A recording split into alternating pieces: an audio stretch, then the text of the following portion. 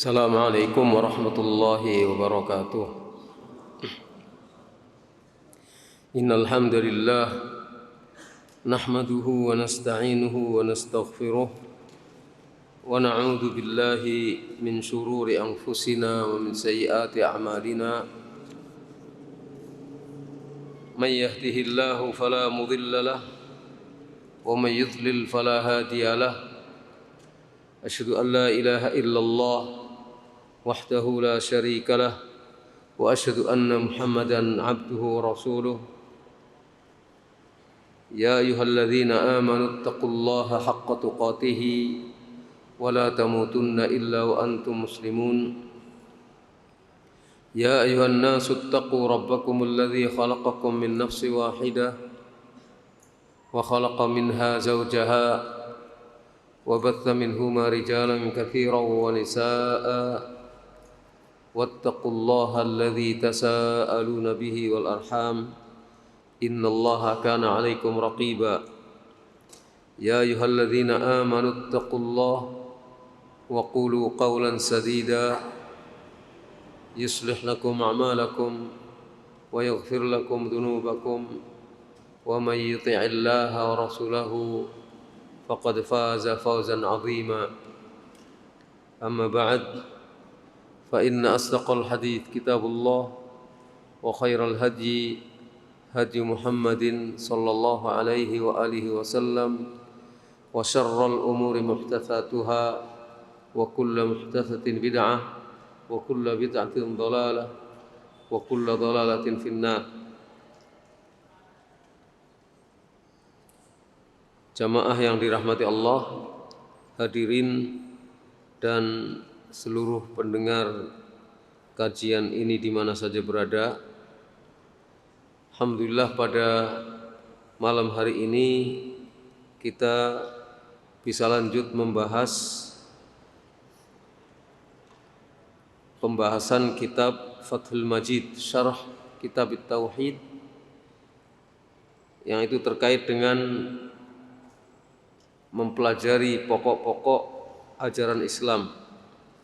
Dan kita masih pada pembahasan bab yang ke-15, yaitu firman Allah Ta'ala pada surat Saba ayat 23, yang sebelumnya yaitu ayat 22,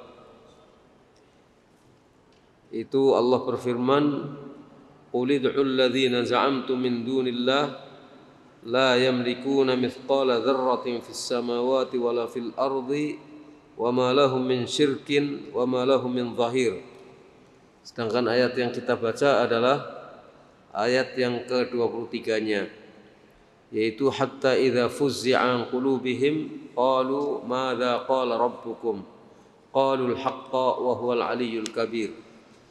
Yang akan kita bahas pada malam hari ini adalah kesimpulan-kesimpulan yang disebutkan oleh musannif Kitab At-Tauhid alladzi huwa haqqullah 'alal 'abid. Maka al-muallif rahimahullah mengatakan, qala al-musannif rahimahullah fihi masail. Al-musannif penyusun kitab At-Tauhid alladzi huwa haqqullah 'alal 'abid rahimahullah mengatakan, fihi masail, dalam bab ini terdapat beberapa masalah yang harus kita renungkan, kemudian kita jalankan konsekuensinya. Al-ula tafsirul ayah. Masalah yang pertama adalah penafsiran ayat yang menjadi judul bab, yaitu hatta idza fuzzi'a an qulubihim qalu madza qala rabbukum qalu al-haqqa wa huwal aliyyul kabir.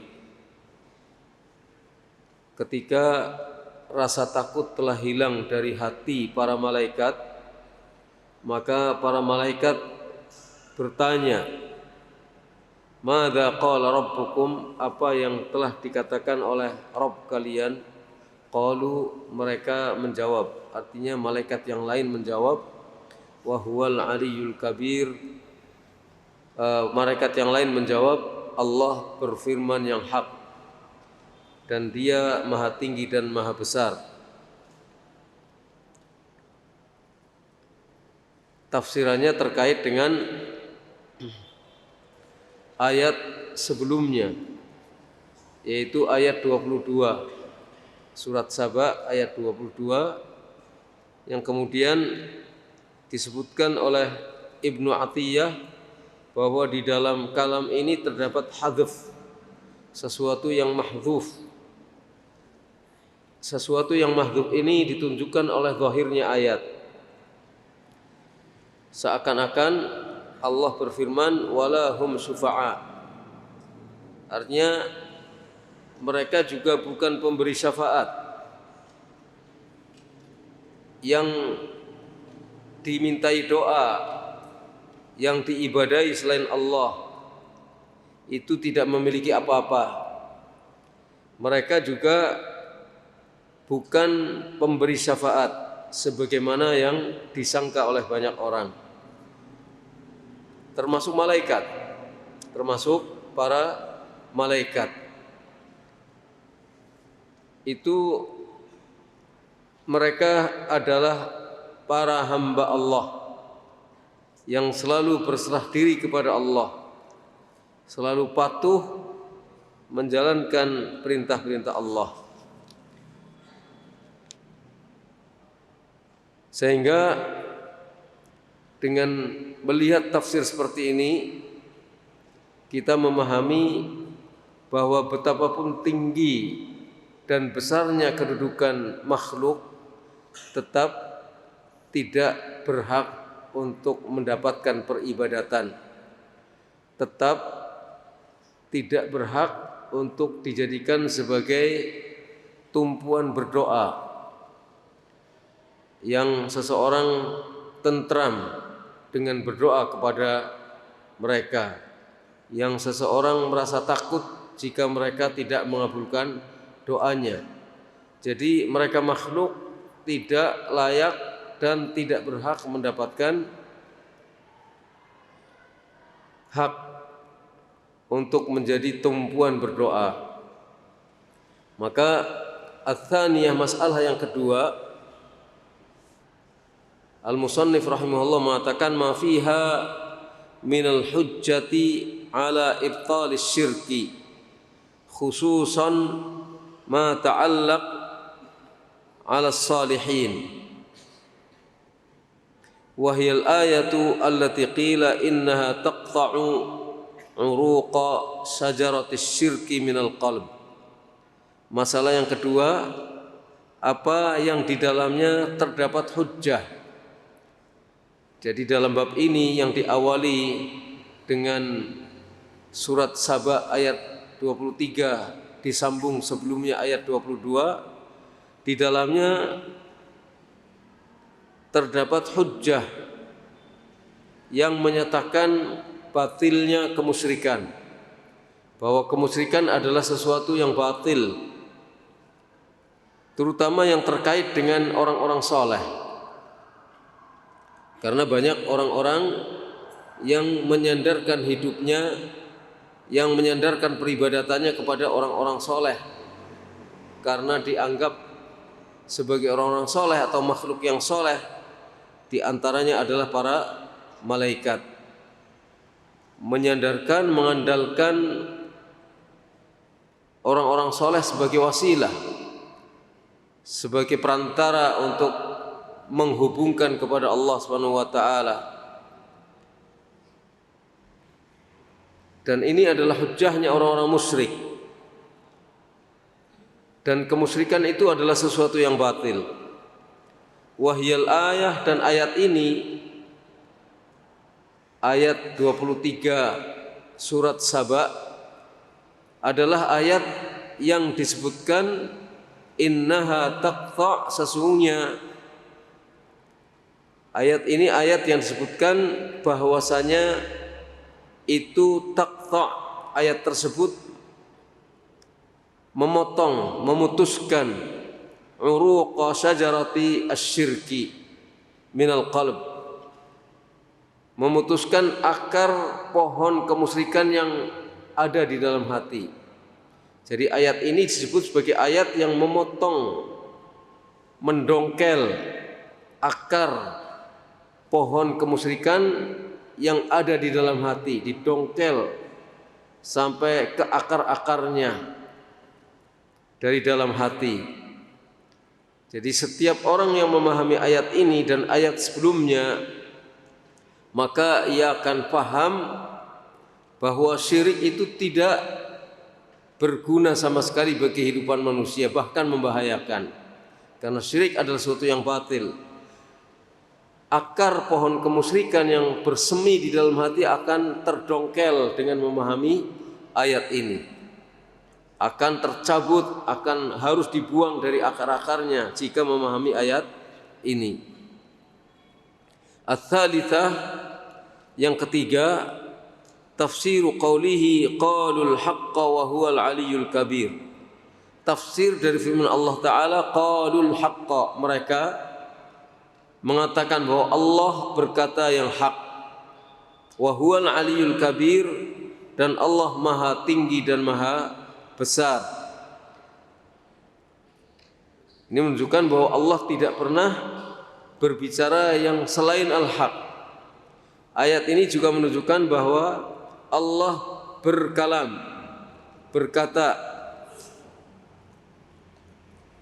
dan makhluk malaikat mendengar perkataan Allah SWT, terutama Jibril. Ketika Allah memberikan wahyunya, Jibril yang menerima wahyu itu mendengar kalam Allah SWT, dan kemudian malaikat Jibril menyampaikannya kepada tiap-tiap yang Allah perintahkan untuk wahyu itu disampaikan. Wa huwal aliyyul kabir, dan Allah maha tinggi dan maha besar. Tinggi maksudnya uluwul qadr, uluwul dzat, uluwul qadr, uluwul qahr. Allah maha tinggi zatnya, Allah maha tinggi kekuasaannya, dan Allah maha tinggi kedudukannya. Jadi kemahatinggian Allah itu meliputi zat, kedudukan, dan kekuasaannya. Kemudian ar-rabi'ah, yang keempat, sabab su'alihim an dzalik. Mengapa para malaikat bertanya tentang itu, tentang apa yang dikatakan oleh Allah? Madza qala rabbukum, apa yang dikatakan oleh Allah? Kemudian malaikat yang lain menjawab, Allah pasti berkata yang benar. Lah mengapa mereka bertanya tentang itu? Karena mereka sangat memperhatikan titah-titah Allah, sangat menghormati kalam Allah, dan ingin melaksanakan setiap apa yang menjadi titah Allah Subhanahu wa taala.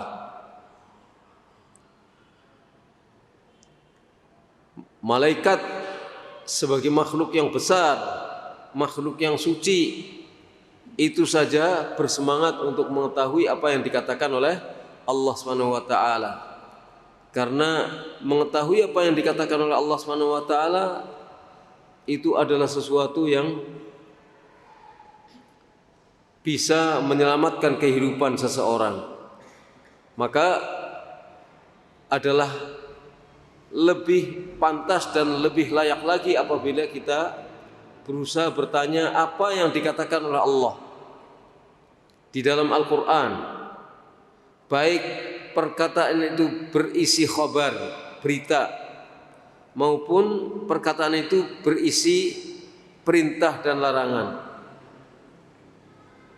Maka seorang mukmin ketika melihat malaikat begitu antusias bertanya tentang apa yang dikatakan oleh Allah, maka manusia, hamba-hamba yang sadar, hamba-hamba yang merasa dirinya adalah hamba Allah, hamba-hamba yang merasa bahwa dia butuh kepada Allah Subhanahu wa taala, lebih layak lagi untuk bertanya apa yang dikatakan oleh Allah.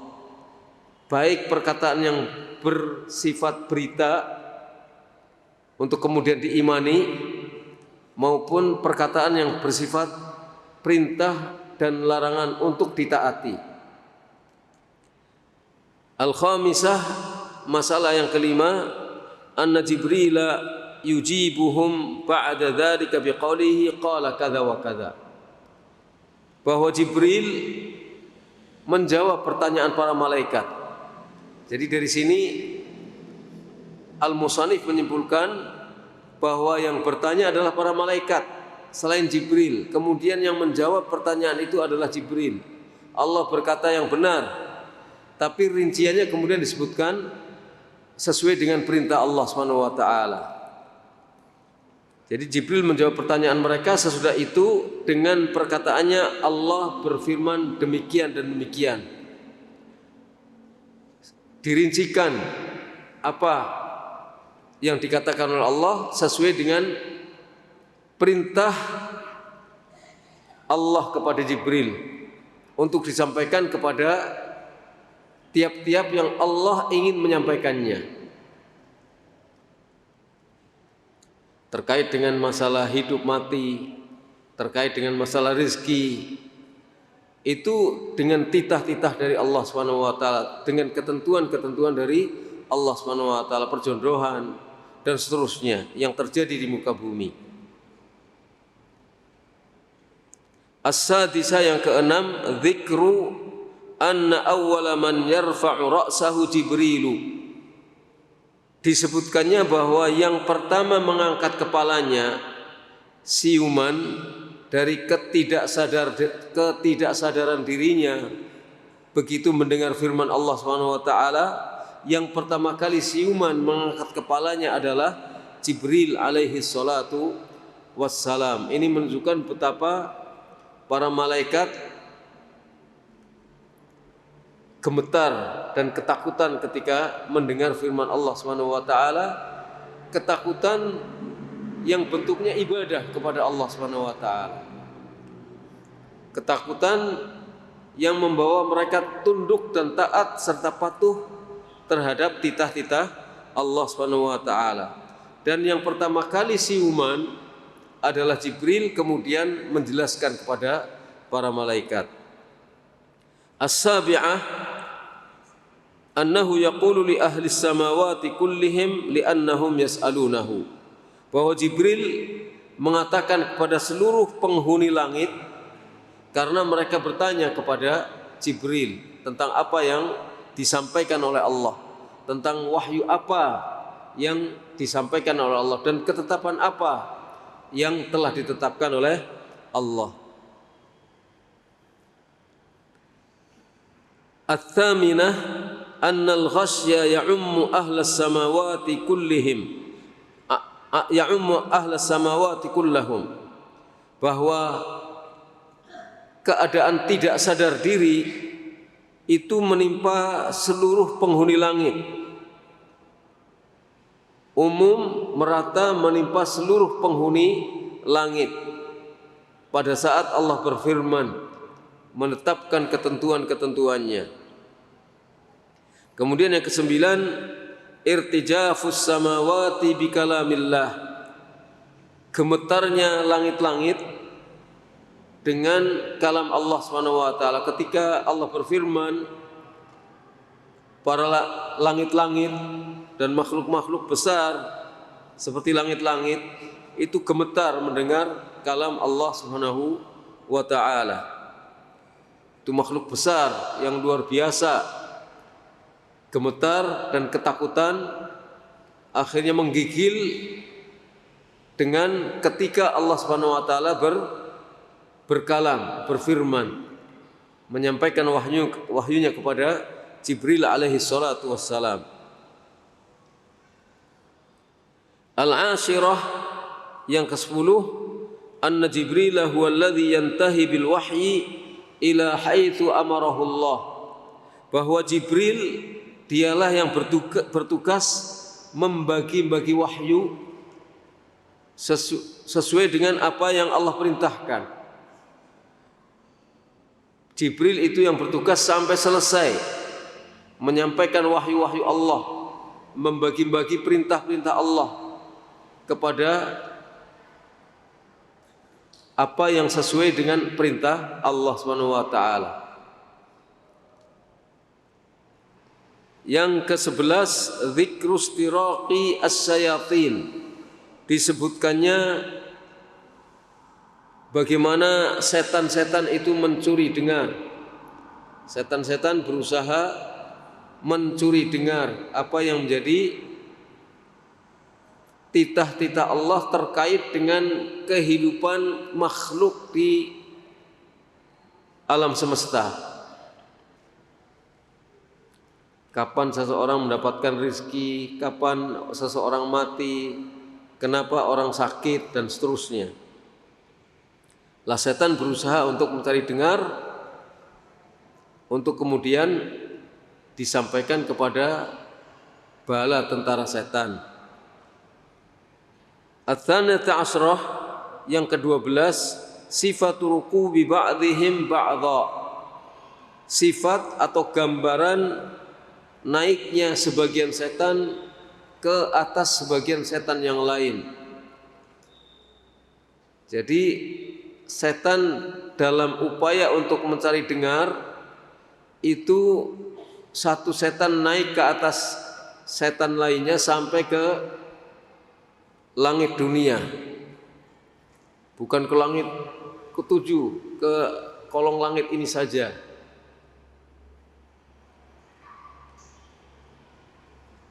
Yang ke-13, irsalus syihab, dikirimkannya syihab, yaitu bintang yang digunakan untuk melempar setan-setan ketika mereka berusaha untuk mencari dengar apa yang menjadi ketetapan Allah Subhanahu wa taala dari malaikat Jibril atau malaikat-malaikat yang lainnya.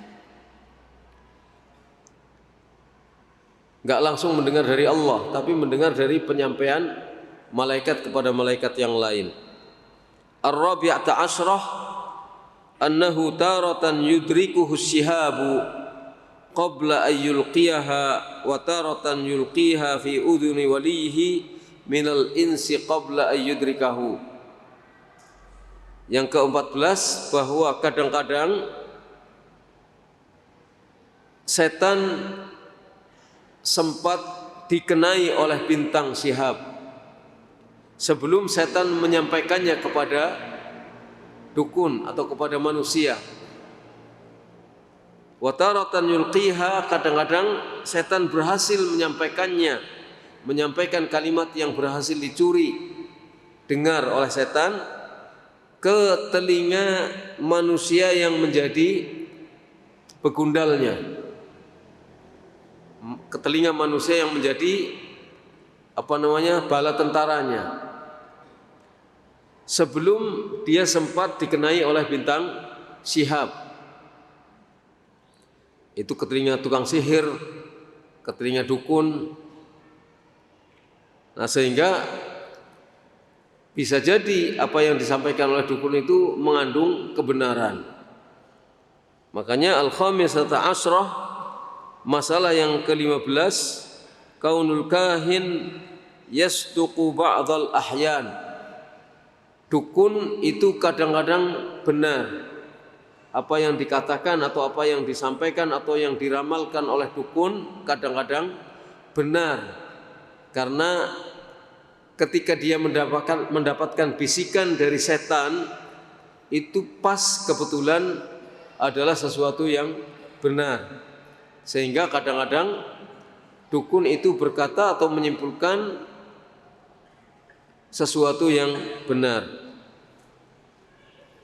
As-sadisata asyrah, yang ke-16, kaunuhu yakdzibu ma'aha mi'ata kadzbah, bahwa dukun itu di samping kebenaran yang ada pada dia, ketika ada unsur kebenarannya, maka dia berdusta 100 kali dusta, 100 buah dusta, atau 100 apa? 100 kali dusta. Kebenarannya 1, tapi dustanya 100. Kesimpulannya dukun itu dusta, meskipun kadang mengandung kebenaran, tapi dia dusta. Yang ke-17, annahu lam yastuq kadhibuhu illa bitilkal kalimah allati sumi'at minas sama', bahwa dukun itu tidak benar dengan kedustaannya kecuali yang didengar, kecuali kalimat itu kecuali yang didengar dari kalimat itu dari langit. Jadi tidak mungkin benar apa yang dilakukan oleh setan, apa yang dikatakan oleh dukun, kecuali pas kalimat yang didengarnya dari bisikan setan, yang didengarnya dari langit.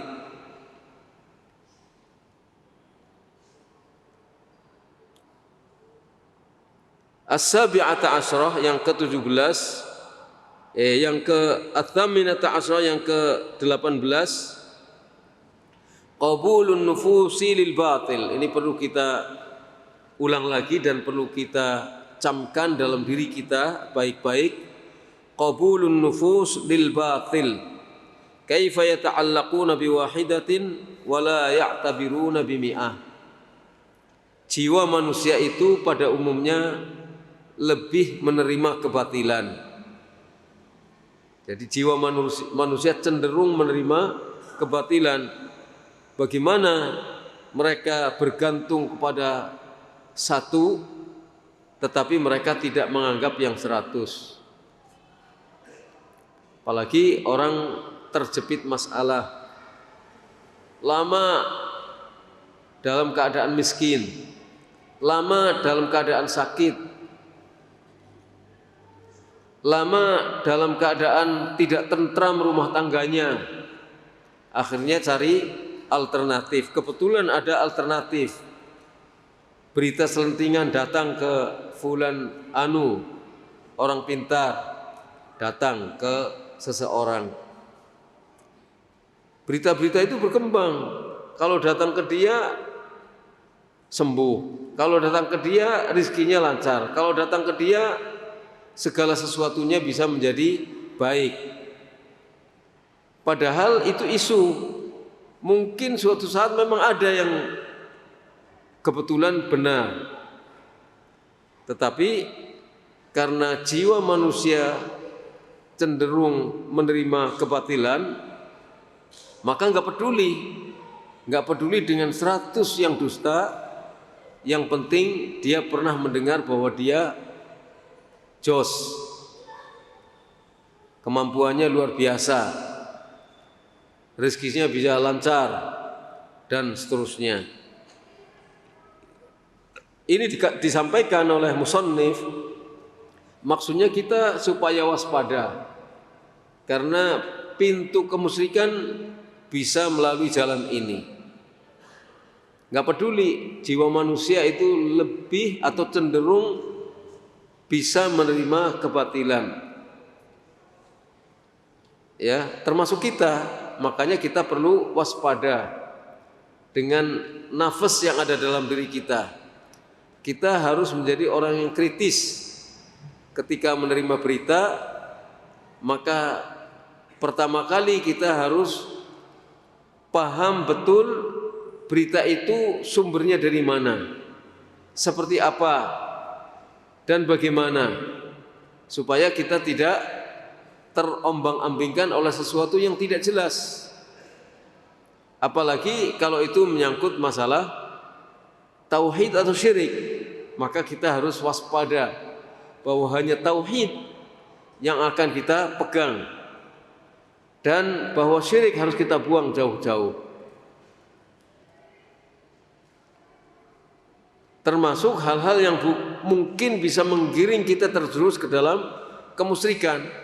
Walaupun mungkin belum berbentuk kemusyrikan, tapi bisa menggiring diri kita menuju kepada kemusyrikan. Masing-masing kita waspada dengan nafas yang ada dalam diri kita, supaya terpelihara dengan baik. Jangan sampai terjerumus menerima hal-hal yang hanya sekedar isu. Ya. At-tasi'ata asyrah, yang ke-19, kaunuhum yatalaqqa ba'duhum min ba'din tilkal kalimah wa yahfazunaha wa yastadilluna biha. Mereka setan-setan itu sebagiannya menerima dari sebagian setan yang lain kalimat tersebut, dan dukun menjadi bagian dari rangkaian setan ini. Jadi sebagian menerima bisikan dari yang lain. Kalimat tersebut ada kalanya benar, ada kalanya salah. Wa yahfazunah, dan mereka terus menjaganya. Wa yastadilluna biha, dan mereka berdalil dengan kalimat ini. Kalimat yang satu yang kebetulan benar, mendengar langsung secara jelas sebelum bisa dikenai oleh bintang Syihab, akhirnya ini menjadi pegangan, dijadikan sebagai pegangan.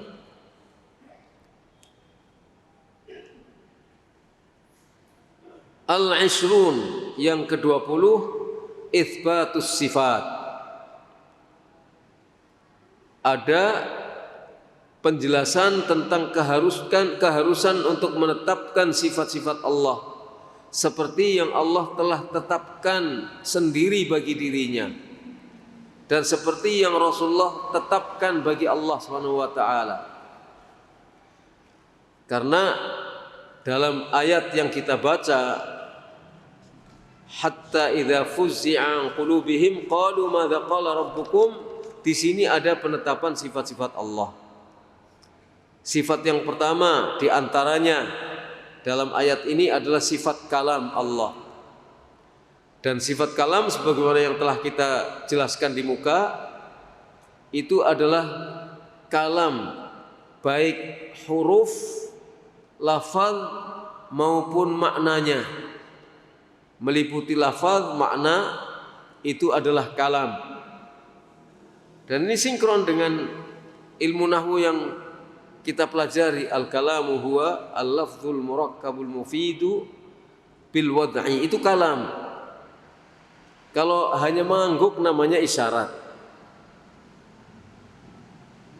Geleng itu isyarat, meskipun itu bisa mewakili kalam kalau ada hubungannya dengan konteks yang pas. Jadi kalam Allah itu adalah kalam yang masmu', didengar, terdiri dari huruf, lafaz, suara, makna. Bukan suara tanpa makna, ada maknanya. Tapi bukan makna tanpa huruf, tanpa suara. Ada huruf, makna, lafaz. Itu adalah kalam Allah SWT, tidak sebagaimana yang difahami oleh baik orang Jahmiyah. Kita sudah jelaskan pada kesempatan yang lalu bagaimana Jahmiyah mengatakan tentang kalam Allah. Bukan juga seperti perkataan Asy'ariyah tentang kalam Allah yang mengatakan bahwa kalam itu adalah makna yang ada dalam dirinya Allah, tidak keluar, tidak didengar. Dia hanya ada dalam dirinya Allah SWT. Adapun yang didengar itu adalah ibarah, ungkapan tentang kalam Allah SWT. Bukan itu kalamnya, tapi itu adalah ungkapannya. Demikian juga berbeda dengan perkataan Al-Mu'tazilah tentang kalam Allah. Ahlus Sunnah punya prinsipnya sendiri tentang kalam Allah SWT.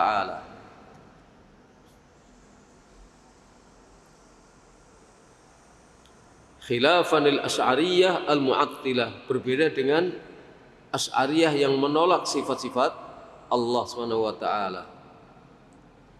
Al-Hadiyatu wal Ishrun, masalah yang ke-21, anna tilkar rajfata wal ghasya khaufan min Allah azza wa jalla. Sesungguhnya keadaan gemetar dan tidak sadarkan diri itu terjadi, sebabnya adalah takut kepada Allah Subhanahu wa ta'ala. Itu makhluk yang sangat besar, langit-langit sampai bergetar, menggigil gemetar pada langit-langit begitu kokohnya, tapi takut kepada Allah Subhanahu wa taala. Malaikat, makhluk yang suci yang selalu taat kepada Allah, gemetar dan pingsan sampai tidak sadarkan diri karena mendengar kalam Allah Subhanahu wa taala. Begitu menghormatnya mereka kepada Allah Subhanahu wa taala.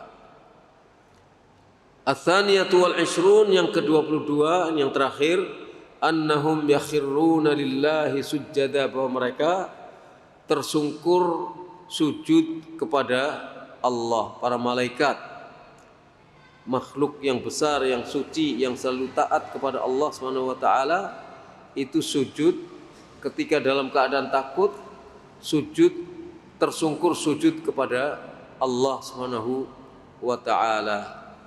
Jadi ini sebagai masalah-masalah yang perlu kita renungkan, perlu kita resapkan dalam hati, dan kemudian kita berusaha untuk mengamalkan apa yang menjadi konsekuensi apa yang telah kita fahami tentang Allah Subhanahu wa taala, tentang tauhid, dan tentang lawan dari tauhid itu syirik yang akan bisa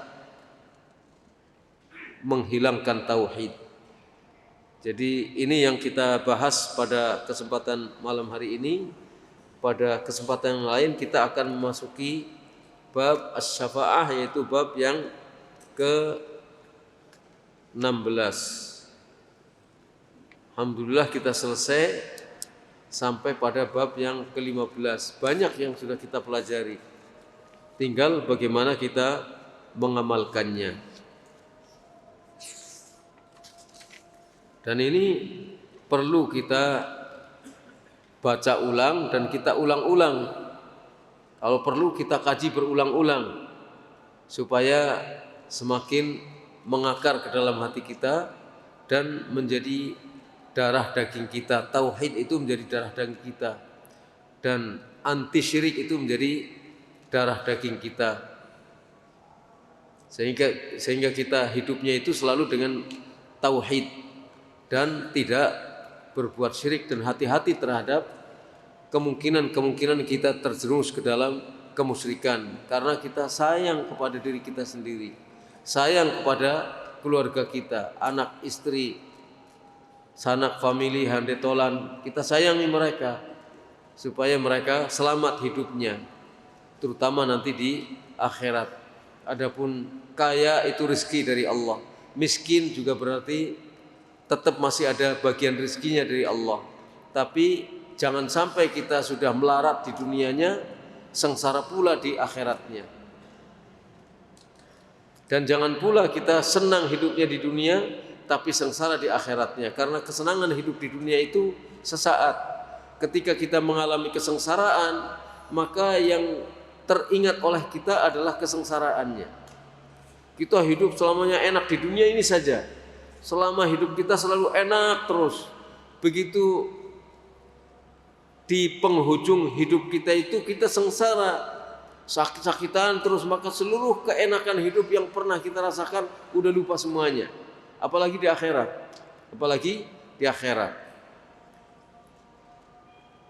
Jadi kalau kita disuruh milih enak semuanya, dunia dan akhirat.